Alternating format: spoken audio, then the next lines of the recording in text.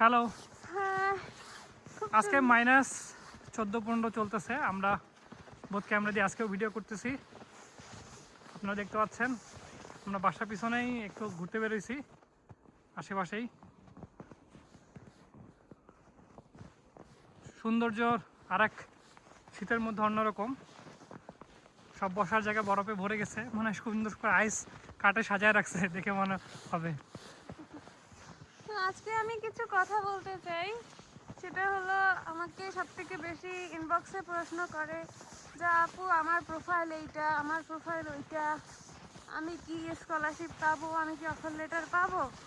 তাদের জন্য প্রথমত আপনারা আমাকে আপনাদের প্রোফাইল শেয়ার ঠিকই করেন, কিন্তু আমি দেখি যে আপনাদের IELTS এখনও দেননি। আপনারা IELTS ছাড়া স্কলারশিপ পাওয়ার চিন্তা ভুলে যান। কারণ আপনার প্রথমত IELTS লাগবে, 6.5 লাগবে, নো ব্যান্ড লেস দেন 6। আপনি IELTS ছাড়া আশা করতেছেন আপনার সাথে যে কম্পিটিশন করবে সে IELTS দিয়ে বসে আছে, তাহলে আপনাকে কেন সিলেক্ট করবে? এক। আর দুই, শুধু বাংলাদেশ থেকে কম্পিটিশন হচ্ছে এরকম না, ফুল ওয়ার্ল্ড থেকে সবাই আপনার মতোই চাচ্ছে যে আমিও এই জিনিসটা অ্যাচিভ করি। তো নিজেকে ডিফারেন্ট করার এটা একটা ছোট একটা মাধ্যম। আর অনেকে এমনও আছে IELTS 7-8 স্কোরওয়ালা, তাহলে আপনিই চিন্তা করেন কিভাবে আপনি তাদের সাথে কম্পিট করে স্কলারশিপ পাবেন। তারপরে হলো প্রোফাইল কেমন থাকা লাগবে। প্রথমত SI স্কলারশিপের জন্য আপনাকে অবশ্যই জব এক্সপিরিয়েন্স থাকা লাগবে, 3000 ঘন্টার জব এক্সপিরিয়েন্স কমপক্ষে। তারপরে আপনার শুধু জব এক্সপিরিয়েন্স থাকলেই হবে না, আপনার আরও লাগবে যেটা আপনার যদি লিডারশিপ এক্সপিরিয়েন্স থাকে সেটা খুবই ভালো, সেটা আপনাকে শো করাইতে হবে। আপনার রেজাল্ট মোটামুটি থাকা লাগবে, অবশ্যই CGPA 3/4, মানে 4-এর মধ্যে 3-র উপরে থাকতে হবে। যত বেশি তত ভালো, কারণ আপনি তো জানেন না কার সাথে আপনার কম্পিটিশন হচ্ছে। রাইট। এরপরে আপনার যদি রিসার্চ এক্সপিরিয়েন্স থাকে বা পাবলিকেশন থাকে তাহলে তো অনেক ভালো। আমি অনেক ভালো ভালো প্রোফাইল পেয়েছি যাদের ভালো রিসার্চ এক্সপিরিয়েন্স আছে, যাদের জব এক্সপিরিয়েন্স আছে, IELTS 6.5-এর উপরে, 7-8ও আছে। রাইট। তাহলে চিন্তা করেন তাদের সাথে আপনার কম্পিটিশন হবে। জীবনটা আসলে অত সহজ না, কিন্তু কষ্ট করে দেখতে ক্ষতি কি, পেতেও তো পারেন। আর চেষ্টা করতে হবে, চেষ্টা করার পর যদি আপনি না পারেন তাহলে ভাববেন আপনার এটা রিজিকে নাই, অন্য ধর্মের যে যেটা বলেন সেটাই। আর যারা হলো SI স্কলারশিপ পাবে, যারা ইউনিভার্সিটি স্কলারশিপ পেতে চান, অনেকেই আমাকে বলেন যে আপু আমার জব এক্সপিরিয়েন্স নাই, তাহলে কি আমি স্কলারশিপ পাবো না? রাইট, এটা একটা গুরুত্বপূর্ণ প্রশ্ন।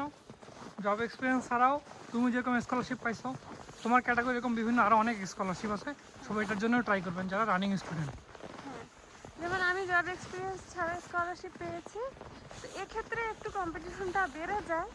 এই জন্যে আপনার যেহেতু জব এক্সপিরিয়েন্স নাই, আপনার রেজাল্ট ভালো থাকা লাগবে। সেটা হলো, আমি সাজেস্ট করি 3.5-এর উপরে যাদের রেজাল্ট, তাদের সম্ভাবনা বেশি। সম্ভাবনার কথা বলেছি, এমন না যে কম থাকলে পাবেন না, পেতেও তো পাবেন। হ্যাঁ, আপনার যার সাথে কম্পিটিশন হচ্ছে হয়তো বা এরকমও হইতে পারে আপনার থেকে রেজাল্ট বেশি সাবমিট করে নাই। হ্যাঁ, এরপরে আপনার যদি রিসার্চ এক্সপিরিয়েন্স থাকে, যেমন আমার রিসার্চ এক্সপিরিয়েন্স ছিল, আমার পাবলিকেশন ছিল Q1 জার্নালে, এবং আমার IELTS স্কোরও অনেক ভালো ছিল, 7.5 ছিল। তো আর সব থেকে যেটা বেশি গুরুত্বপূর্ণ সেটা হলো আপনার একটা ভালো মোটিভেশন লেটার আর একটা ভালো CV। এই দুটো যদি ভালো মতো করতে পারেন তাহলে আপনার স্কলারশিপের সম্ভাবনা সব থেকে বেশি বেড়ে যায়। অবশ্যই। এখন অনেকে আবার যেটা বলেন যে আপনার হ্যাঁ,